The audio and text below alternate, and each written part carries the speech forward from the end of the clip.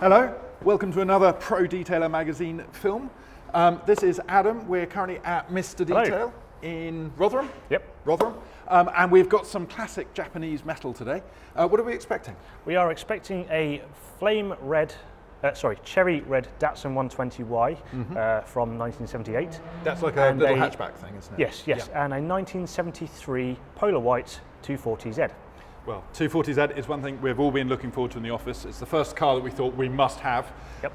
And what we're going to do is focus very much on how one would detail a classic Japanese car. So it's partly going to be kind of very generic, you know, this is a classic car, this is how you would look after a classic car, but also Japanese cars have some intricacies, some specific elements that one needs to... such as thin paints, thin metal, delicate chrome work, the real stuff, not the plastic plated chrome. Yeah. And usually spoked wheels as well, and you can probably hear them in the background. I think they're almost here. Sounds like they're coming on time as well. Yeah, that's not bad at all, is it? It's almost like we've organised it like that. Yes, so here they come, and as you can imagine, they're not entirely standard from what I've heard. No, they are tastefully modified. Tastefully modified. And obviously are very desirable classic cars, which are fast appreciating at the moment. Indeed, they're a proper investment opportunity. So here's the 120Y. Angel Eye lights, I'm guessing not standard. No, I think that's very owner specific. And we'll make way for the 240Z to come through. Daddy.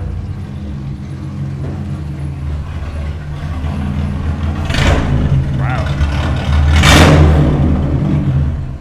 So we've got the 240Z in now, and what I really wanted Adam to do is for us really to go around the car, and as well as the 120Y, and to hunt down all the kind of little defects and the intricacies and the idiosyncrasies, rather, of these cars. And really, when I spot something, I'm going to put on my sort of Del Boy car dealer hat and find defects and point to them. And Adam's going to identify what they're caused by and whether they can be fixed or not. Because bear in mind, a car of this age, there's a lot of stuff that can't be fixed.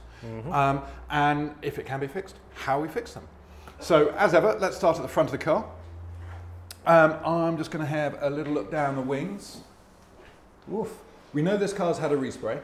Yes, it was a couple of years ago. It's had a full respray along with some extensive welding work. As you can imagine with a classic car, rust is a big issue. It is, particularly with these Jap cars, of course. Especially with Japanese cars, as they are not undersealed from factory. And this, I mean, this is a Japanese market car that has been exported to the US and then converted to left-hand drive. That's correct. And then brought back here. Brought back to the UK around 7 years ago. Yeah. So that's why it's called the Gypsy, because it's been around. Ah, I can see. Well, it's got some sanding marks, I can see. Would you be able to fix those?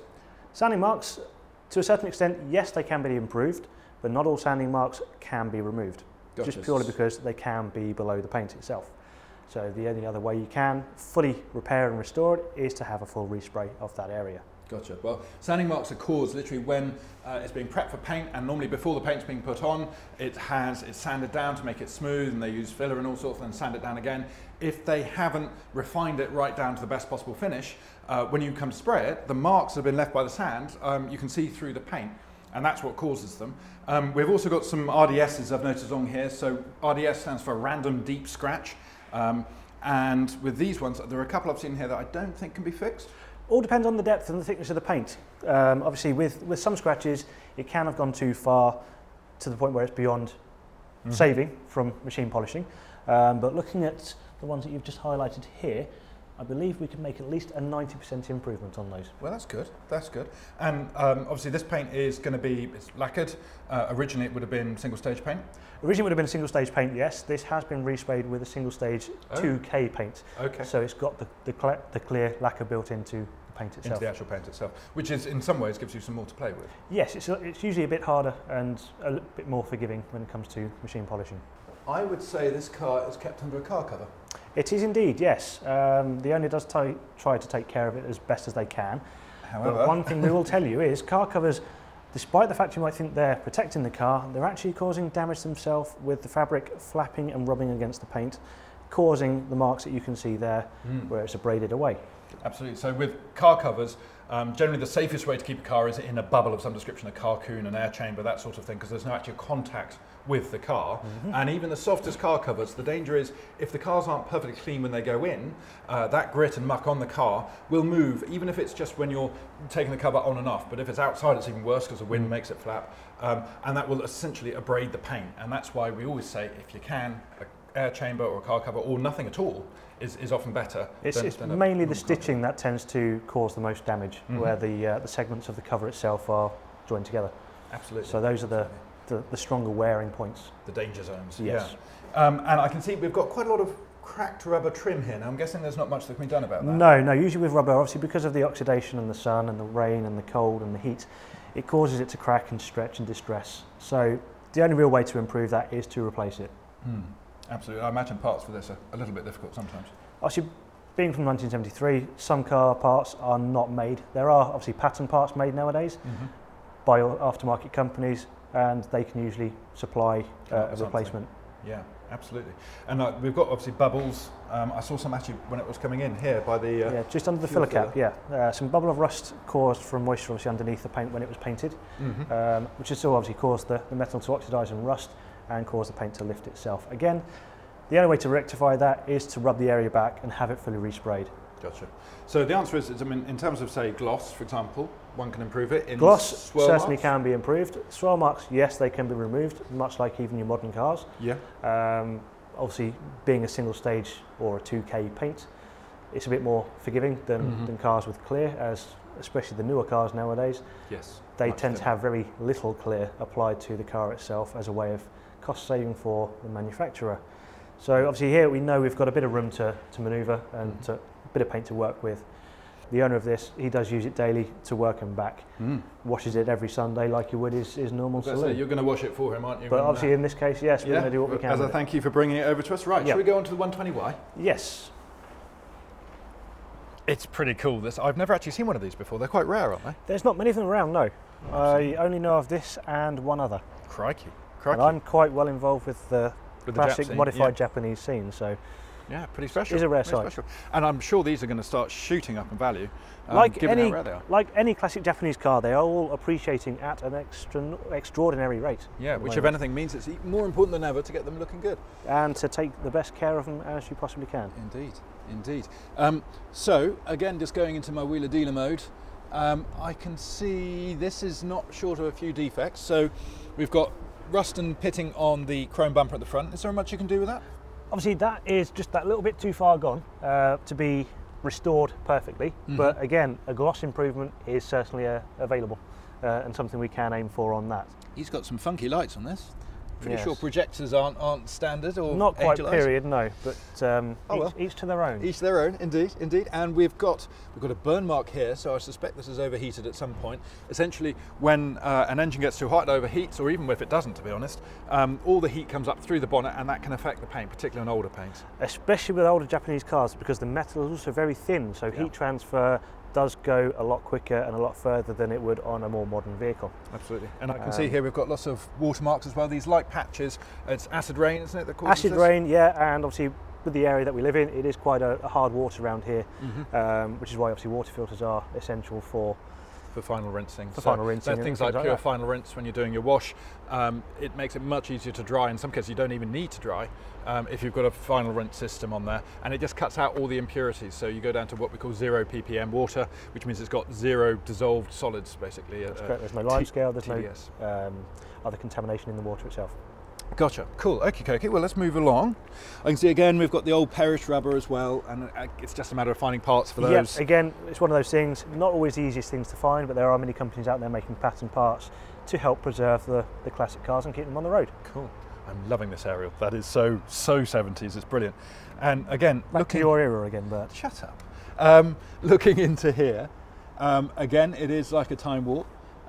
Interesting, the clocks are all quite scratched up though. Is that something you can help with? Yes, obviously being plastic, you can still polish plastic much like you can paintwork. Obviously that is just where it's been cleaned and dusted down over time. Yeah. Possibly with a dirty old hanky by the previous owner. Yeah, we've all done it. Which is a given with these cars. It was the way cars were cleaned. Well, this was a cheap car, wasn't it? This was, when it came out, this was an everyman's car. It was an affordable road-going car, yes. Yeah, absolutely. To rival the Escort, I believe, wasn't it? I can't remember. We've got leather steering wheel. You can certainly clean and get that one looking good. Yes. And I saw that. We've got a paint chip here, which again has been touched in by the way. Yes, looking at it, it's whether it be the current owner or the previous owner has tried to touch it in to at least blend it. Again, obviously they've only just managed to cover the actual chip, but there's still a lot more that can be done with that to improve it. To sand down the edges. To around about an 80% perfect repair. Oh, wow, that much, yeah. Yes, obviously to get 100%, again, it's something you need to look at a body shop to rectify. Gotcha. And we've got retrofitted dark glass as well by the looks of it, and we covered this in a previous issue about how you need to be really careful with tints that have been applied, particularly if they're either older or haven't been applied very well. But that's more in a different program. Again, it's all down to preparation and cleanliness of the surface before fitting tints. God, unstoppable detailing knowledge. Datsun badge. Here I can see it's complete. It is complete, a bit weathered and a bit aged. So obviously with a good clean, we could restore that. And would you repaint? Because it looks like it's just literally the whole thing is chrome and then it's painted around the edges. Yeah, it looks like it would have been all chrome and somebody's gone over with a brush or something to highlight the badge itself, to highlight the word Datsun, as you can see. Which is Nissan for us young people, essentially. Datsun to Bert. Shut up. So here we've also got a paint run around here. I seem to just remember. on the top of the fuel filler cap. Yeah. You can just see it there. Obviously this has been painted before, because you can actually see where the previous lacquer edge hasn't been sanded down. So it seems like a go at paint people this, but it really isn't. It's just that paint people and detailers are different. Detailers are better, I think it's a word, but we've got to be careful from a legal point of view. Yes, certainly. So, it's all again better. Cost effectiveness and attention to detail. There we go. Which is your differences between a body shop finish and a detailer's finish. Absolutely. And you'd be amazed how many detailers are involved after the body shop has done its job to come in and kind of make things a bit better. But again, with this run, it's very close to the edge. Finish correctly. Shush. This run here, I wouldn't want to be approaching that because it's too close to the edge, isn't it? Again, it's one of those things. There's a bit of risk involved. You know, yes, it certainly can be improved, but the risk of burning through on the edge is severely high. So it's one of those areas I would rather leave it and request that he gets it resprayed. Done properly by the person who's paid to do it in the first place. Yes, absolutely. So you do got to love the panel gaps. Strangely enough, it was these Japanese cars where the panel gaps got better and better, because at the time we were dealing with British Leyland. So when this was out, I suppose we had the Austin Allegro and such quality masterpieces as that. Didn't you have an Allegro? No, I never had an Allegro. No, just drove one a bit for a while. Proper car. Here we can see we've got the rubber has decayed, it's lost all its colour. Yes, certainly too far gone for us to be able to do anything with. So again, a replacement is going to be the best method for improving. Just again. So as we witnessed on another car that we've done in the series, a Subaru Legacy, they're like these but better. They had a grill. Shut up. They had a grill that was really mottled and merled, and we couldn't do anything with dressings. It's the same deal with this. Is you've got to replace or just accept it as part of the character and patina of the vehicle. What's interesting is this is real chrome. This chrome-plated steel. It's a real deal. We've got a rusty bolt over there that really would do with replacing, particularly as this one is quite good. However, this is plastic. Yep, it's the plastic-plated chrome, or chrome-plated plastic. Chrome-plated plastic, yes. Again, cost effectiveness due to the intricacy of the area when the vehicle was made.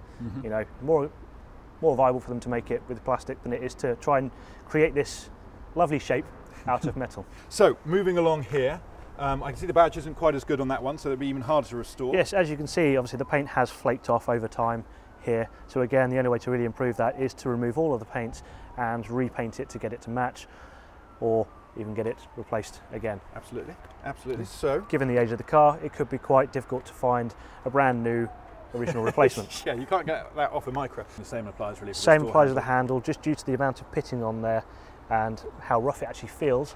You know, there's not a lot we can really do with that.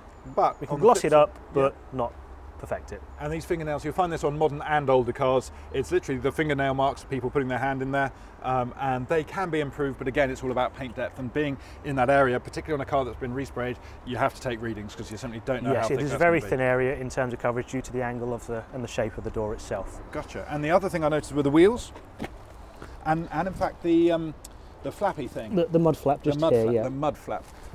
That one is dirty. As you can see, it's a kind of an original. It's actually cracked, but I think we could certainly improve on the white. Yes, given a good clean up, that should restore it back to a near original look. Obviously with the added little bit of patina and wear and tear, which you'd expect from a used 70s vehicle. And whatever you do, don't attack it with what do we call Tipex or a correction fluid, because it would look appalling. Just clean it up and leave it as is. Much clean better. it up, put a dressing on there to help it, and that's about it. Cool. And what about this wheel then? Wheel, again, we've got polished faces and polished lip again. So it's a split wheel reel? Split rim, yes. Again, the wheel is made, the metal part of the wheel is got two areas, and they're two components, so to speak, the centre and the outer, and you get 2-piece and 3-piece split rims. That's a 2-piece, and they're literally bolted together, so quite often they can actually be different materials, different colours, different textures, but this one looks fairly consistent. Yeah, I think it's an aluminium centre and it's a steel rim itself. Gotcha. And obviously the steel rim has been chromed or high polished, mirror polished beforehand. Again, we can restore that finish. As you can see here, it is dull, oxidised and dirty, so we'll obviously start with a good thorough clean and then establish how much polishing we actually need to do to get the finish that we desire. Yeah, no, absolutely. Absolutely. Well, there's still, I mean, the answer is there's a lot of stuff that can't be done on this, but there's a lot of stuff that can be. Yes. And I mean, this car, it's literally just driven in today. It's clearly been in storage. It could do with a good clean. It's been sat on his driveway for the last few weeks while he's been working away, and obviously it is due a good bit of attention. Well, I will leave that one to you. And now I have an exceptionally special car to show you. I appreciate these are rare and special and interesting. I've got something that just beats it all over, and I'll show you that in a couple of minutes. Come this way. Okie dokie. So Adam, I promised you something fairly special, and behind you you will see something fairly special. It is a Subaru Legacy.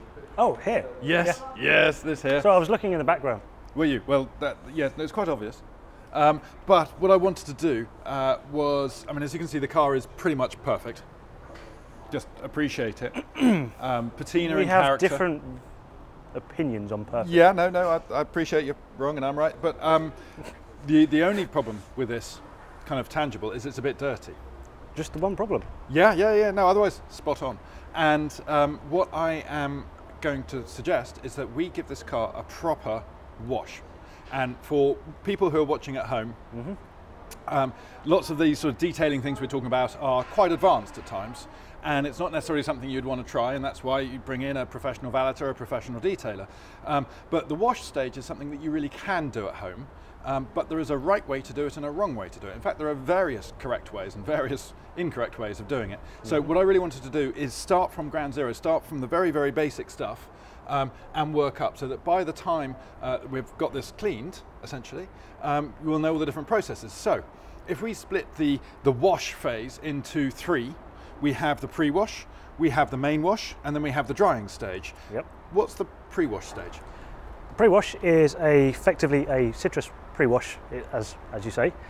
What that will actually do is attack a lot of the dirt in a safe manner, so it's safe for any protective layer you may have on the car underneath all the dirt. It will then remove around 85% of the dirt that's on the vehicle and soften it to make it easier to wash before you actually make contact with a wash mitt or wash noodle, whatever you may use to wash the car, making it safer and helping cause any damage to the paint itself. So that's the whole point, is it's actually contactless, by which we put on 2 things primarily. One is called snow foam. Again, not compulsory. Some people love snow foam, some people don't. It is essentially, well, you'll see, it's essentially just something one sprays over the car to soften and loosen all the detritus, making it easy to come off. And even the stuff it doesn't come off, it will soften that as well, making the noodle mitt phase, or the wash media phase, technically, go better. The other thing you mentioned there was citrus pre-wash. Now, citrus pre-wash is kind of like a strong APC, if you like, and you tend to apply it to things like badges, grills, all the areas like the window rubbers and stuff, and you can brush that in quite safely. Yes, it's areas where you can't always get to with your wash mitt. You know, you can get a brush in there to get down into the depth of the rubber to clean any dirt that's in and around the edges of it. Brilliant. And then with the snow foam, one important thing obviously is to dwell. Quite often you'll see photos online of cars that look like they're literally in a bubble bath, and sometimes that's more for decorative purposes than useful application. Yeah. But again, each snow foam will have its own concentration recommendation. Feel free to twiddle with that, because if you're in a soft water area you might need a bit less, hard water area a little bit more. And the equipment you need for that really is just what we call a snow foam lance, which you will attach to your nil fisk or your pressure washer, your Karcher, and it's a very straightforward piece of kit, and a good lance is about 30 quid, 35 quid. Some are even cheaper than that. Absolutely, absolutely. So we've got that, and then in terms of the snow foam product itself, that's dirt cheap. Yes, obviously we use, being a Dodo authorised detailer, I use Dodo Juice's Apollo foam, purely because obviously it's it's a great product. It does what it needs to do, and it's safe at the same nice. time, and it smells fantastic. It does, it does. Apple iPhone, for those who don't know, it literally smells of Apple. And it's a bit of a play on words, as you'd expect from the likes of Dom and PJ. And then in terms of an APC, I know Valipro Citrus Bling, is it called? I use Autosmart's G101 Citrus Pre-rinse, purely because it's got a stronger cleaning power. Yeah. And at that point, I'd rather make sure it cleans much more effectively to save me any further work down the line. I'm trying to a lot of online suppliers will provide you with many different options, and various manufacturers make their own citrus pre-washes and all-purpose cleaners. Absolutely, and the one thing I would say to that is always read the label and use the correct concentration, because G101, for example, mentioned, is a very powerful strong product. Yes. So if you do it too strong, you could end up in trouble. So just read the label is key. With anything, I always suggest and recommend reading the label before using the product itself. Read reviews and see how other people have got on with it. That way you know you're going to use something that you're comfortable using. Gotcha, gotcha. And so for the pre-wash, we also mentioned a pressure washer. Yep. Now, most people have a pressure washer nowadays. They range from about 50, 60 quid for the very cheapest, and you can spend literally thousands on it. But to be honest, you only need to spend 60, 70 quid. I mean, I saw you using a Nilfisk. Yes. And that's about 70 quid, isn't it? Yeah, anyone can pick them up from your local hardware stores. Even some electrical retail outlets will provide you with a decent pressure washer that will do the job intended. And a lot of manufacturers make Dodo juice, like Dodo juice, for example, that makes no foam lances with the correct and different attachments to suit very many pressure washers itself. Yeah, Nilfisk and Karcher being the primary attachments. The most popular ones, yes. But then you've got things like Kranzels as well, which are much more used in the professional environment. But the moral of the story is that while the pressure washer obviously is a chunk, the rest of it, really, you don't need to spend very much money at all. Not at all. And the products itself, due to how well they are made, and the dilution ratios, you can find a bottle of 1 litre of snow foam will last you anywhere up to 6 months, depending on how often you're washing your car, and that's at once a week, for example. Yeah, no, it all is very easy. There really isn't an excuse for not doing it properly. I mean, we get a lot of people who will write in and say, you know, I wash my car, I've got my little bucket and my little sponge, and at that point I just sort of write, you know, please do take a little bit more notice about what can be and what can't be, or what shouldn't be done, shall we say. And in fact, that takes us onto buckets and the main wash. So we've done the pre-wash, and what I wanted to do now is just go through the wash procedure with Adam here. And I noticed you've got 2 buckets. Yep. What's the difference between your 2 buckets? One says wash, obviously, and the other says rinse. Gotcha. Now, obviously, the difference between that is the rinse one is just filled with clean, clear, pure water, and in the wash bucket we'll have our wash media, such as our shampoo, to the correct dilution ratio, and our wash mitts. Absolutely. So we've got the 2 buckets, and in the buckets we also have these strange devices here, and there are various ones, so Scratch Shield and Grit Guard, and chemical guys do one as well, don't they? So there are 3 or 4 different types of them, and what's the point of these? This, obviously, Scratch Shield, what it does is, as you obviously rinse your wash mitt out in the clear water, the dirt will then fall through below the trap, and effectively trap the dirt at the bottom of the bucket, so you're no longer dragging that dirt back up to put it back onto your clean vehicle or panels that you're going to clean. And I've noticed this isn't a sponge. No. Why isn't it a sponge? That is a wash mitt. This is a wash mitt, indeed. Purely because, obviously, the fibres of the wash mitt trap the dirt and pull it into it. So as you're washing over the panel, the dirt is pulled away from the surface and allowing, obviously, the shampoo and the wash mitt to just glide across the panel. And then once it's dumped into the rinse bucket, that dirt is then squeeged out, and then obviously you reinsert your wash mitt straight into the shampoo to then wash your next panel on the vehicle. So in brief, the key is to have 2 buckets, ideally quite big, ideally 20, 30 litres, because when you dip your mitt in, you want to keep it in the middle of the bucket so the grit at the bottom doesn't get disturbed in the wash mitt. That's correct. And stuff that floats on the top doesn't then get dragged onto your mitt. The whole point of the safe wash and the main wash is to remove the dirt as safely as possible without any danger of putting between grit and whatever you're rubbing against the paint, because that's what creates the swirl marks and the scratches and the markers. That's correct. So 2 buckets, 2 grit guards, and a suitable wash mitt, be that wool, synthetic wool, noodle mitt, whatever you like, just not sponges, not chamois leathers is the main message. That's correct. So I'm going to leave Adam now to show you how you do it. There is a procedure going from top to bottom and stuff like that. Again, these are things that you can use to refine your skills later on. But for the moment, yeah, just have a watch at Adam working on the Subaru. Okay. I'll give you that one. First things first, what we're going to do is obviously make sure the wash mitt is well lubricated with a bit of shampoo, and always start from top and work your way down. So obviously I will start off by doing the roof in a very linear motion, as obviously doing circular motions can cause swells and scratches. And as you can see there, I've washed that section there. I will then go into my rinse bucket and then I will squeege out all that shampoo and that dirt before I reinsert it into my bucket of shampoo. Again, making sure that's well lubricated, ready to go for the next part.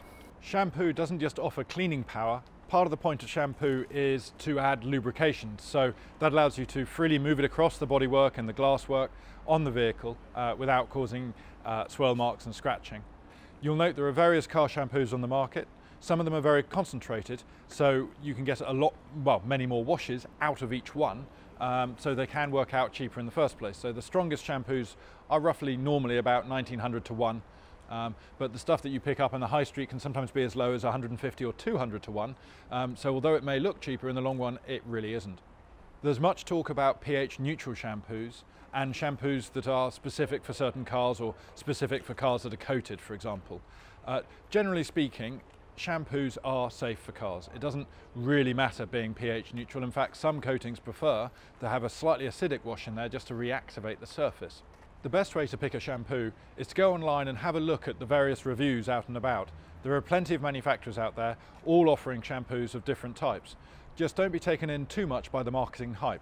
Many reference things like nanotechnology, and while this does apply to some, it's really quite an intangible difference. There are various different types of shampoo. For example, there are some which have built-in gloss enhancers and to some extent even fillers, the idea being that when you wash your car, it actually adds a little bit of gloss to it as well. These have their place and are very, very useful, particularly in trade work or if you're just doing your car quickly and don't have time to wax it. But if you are going on to machine polish or to wax your car separately, it might be wise to choose a shampoo that focuses primarily upon the cleaning side rather than on the gloss enhancement side. One thing also worth mentioning, although we are shampooing in technically direct sunlight, it is a chilly Rotherham evening, so there's no danger of anything evaporating too quickly. But when in summer, or particularly when working on a dark car that absorbs the heat, it's well worth trying to keep it in the shade so you don't find that the water is evaporating before you have a chance to rinse it off. Otherwise you can end up leaving sort of soap deposits and suds on the car, which can be a bit of a pain to remove. Remember, you can also shampoo all surfaces of the car. That includes lights, glass, trim, all sorts of areas like that. As you can see, this car became much cleaner after the pre-wash, and that's partly because it was already waxed. In fact, in early August, I'd waxed it with PowerMax Tsunami, which is one of my favorite waxes. It's done very well in recent mega tests as well. And as a consequence, although there was lots of dirt on there, it came off exceptionally easily. So it does rather exaggerate the benefits of a pre-wash, but they're still there even on a car that hasn't been protected. On cars that are already quite clean, or cars like this one that have been well protected beforehand, thus the pre-wash was very effective. If anything, the greatest role the shampoo is performing at this time is not the detergent and the surfactants offering a cleaning ability, but it's the lubrication within the chemical. This is allowing the safe movement of your wash media across the surface of the paint.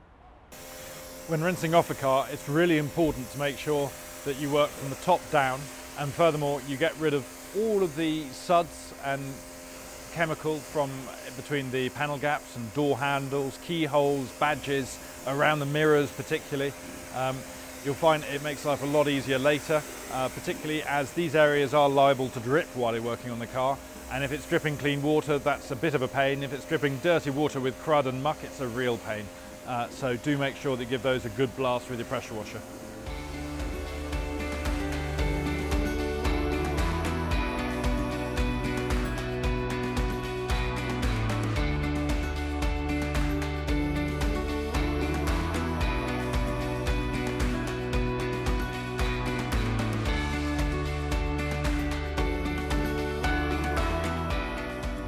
Drying a car is often the time when you put the most marks into paintwork. So what you'll note here is that we're using a microfiber drying towel. In this case, I believe it's a Dodo microfiber drying towel, but there are plenty out there. You don't use a chamois leather like you might have done in the 50s. Chamois leather is an absolute nightmare on paint. You're much better off with a drying towel, and again there are various ways you can use it. So for example, you can just lay it on a panel and lift it off, having patted it a bit. The trick is really to take advantage of the surface area of drying towels, and bear in mind that drying towels are a different sort of microfiber from a general purpose one. Their twill, their density and their size are all different, and they're specifically designed to be absorbent. So as you can tell, it's being laid flat, it's being patted and then gradually pulled over the paintwork. Again, in some cases, if the car is absolutely pristine, you wouldn't drag it across the paintwork, but this car, I hate to say, is just very slightly marginally off concourse, as you can probably tell by the rust bubbles.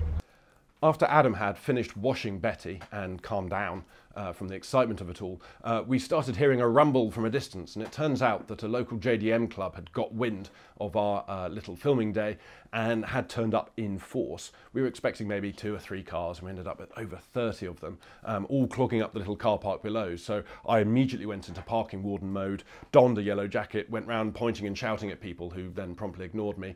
I then also brought down Betty to the rest of it so she could be with her import exotic chums. Lots of people asked me to move her, ideally to a different car park, but I maintain that she had every right to be there. But as a consequence, we did get some lovely photos, particularly the centre spread of issue 6. You'll see one such photo.